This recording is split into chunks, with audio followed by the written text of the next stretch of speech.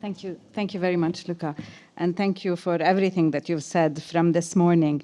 In the previous panel, you've asked the question about hope. And for me, the fact that this conversation is going on today is a very big sign of hope. It is very different from all the conversations I usually hear when we talk about issues of refugees, even when we have religious people around the table. Usually, it's very rare that I find love and mercy, although our religions speak about that. And today, it was amazing to see that and to see that a higher and a deeper measure of what being really human can be.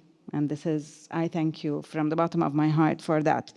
I will be speaking a little bit about what we've been doing in Lebanon. But just to put you a little bit in the context, so in Lebanon, the population of Lebanon is about 6 million, 6.5 million Lebanese. The number of Syrian refugees in Lebanon, according to the government, is 1.5 million. The registered at the UNHCR is about 800,000. So you can imagine how much tension and the growing tension that has been happening, especially with a collapse of the Lebanese economy and the 95% fall of the Lebanese pound. So, and because you have a UNHCR and help to Syrian refugees, up to a certain extent, there has been a lot of a feeling of frustration from Lebanese. Why do they get help? We don't, which is not really true. But it is, there are campaigns of misinformation, campaigns of hate speech that have been growing in Lebanon. Sadly, also, these campaigns were very much in religious circles, starting with Christian, Maronite religious circles, because the majority of the refugees are Muslim. So it started, but recently, because of this, the economic situation is getting worse and worse. It has also reached Muslim population becoming against also the Syrian refugees. So this is like a couple of months ago, the wave of misinformation and hate speech was everywhere. All the TVs, everybody receiving all the time WhatsApp videos constructed with misinformation against the refugees. So this is just to give you an example of the context we are in. And so we are in, like sometimes we fear that there will be an explosion of this because there is so much pushing, and that is why there is so much need for religious voices and conscience voices that go in, not identitarian voices that are playing on those fears and on those conflicts.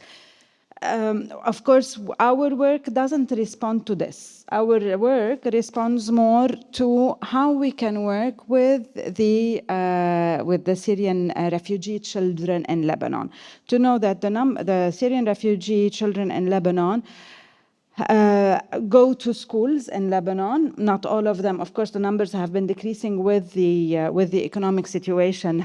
Now half goes to school, but they go to school in Lebanon. They have their own program, which is different than the Lebanese program, but actually not that different. So because Lebanese study in Arabic and French, or Arabic and English, everything was made in Arabic for the Syrians, but nothing about Syria.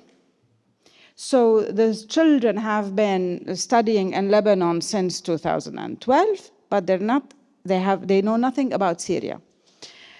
Plus, of course, we know that they've come with a memory of war and of separation and of trauma, and this trauma has been amplified also in Lebanon. So we thought that the way we would like to deal, or what we can present, is a project that could focus on positive memory. The idea that we had is that the children arrive here and it's as if they're asked to forget everything about Syria and try to integrate in this new country.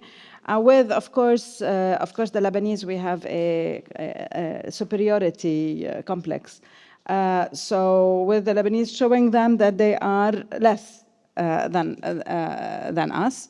Of course, we talk about human dignity, but it's as if some people have more human dignity than others. So our idea was to start actually with the map of Syria and with showing, which they haven't seen, which they don't know. It was very touching to see that the children don't know the map of Syria. And to show them the richness of the heritage, of the cultural heritage that they have in Syria. And we made a film with Syrian refugees who are in Lebanon, who showcase, for example, the food, the music, the art, the architecture, so that the children and their parents also, because we reach the parents through that, would remember and or know the richness of the cultural heritage they bring with them.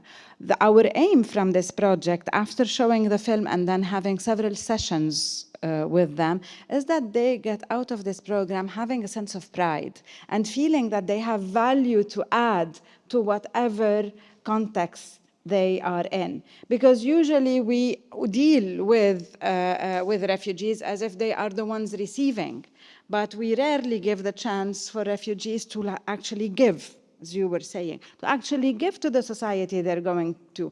So the idea is that when you have that sense of pride with your culture, what the richness of that culture, where you come from, but also recognize your own talents as a person, you feel that you can become a citizen and a value added to any society you go to. So this is so based on this we've created a program and trained Syrian facilitators to do this work with the children, where they learn how about Syria, of course, and the rich heritage, where they describe themselves positively, which is not an easy thing, by the way. When you are being raised in a context of too much tension, usually we forget to tell the kids that they have something special. So to describe themselves positively, to learn about their emotions, to learn about their needs, to reflect a little bit about where are their sources of safety and security. And to also equip them to deal positively with diversity, which is actually our initial mandate of Adyan, to learn how to deal with religious and cultural diversity. And this is part of what also they learn about the richness of Syria, in order, as I said, to feel that they are adding something to any community that they go to. I think that this is a very we started this morning talking about emotion. I think that this is a very important aspect to take into consideration, and it is very important to shift the way that refugees look at themselves and allow them to present everything to participate, to give, and to share their stories also of strength. To showcase how they are actually examples also to be followed, examples of strengths, examples of entrepreneurship, examples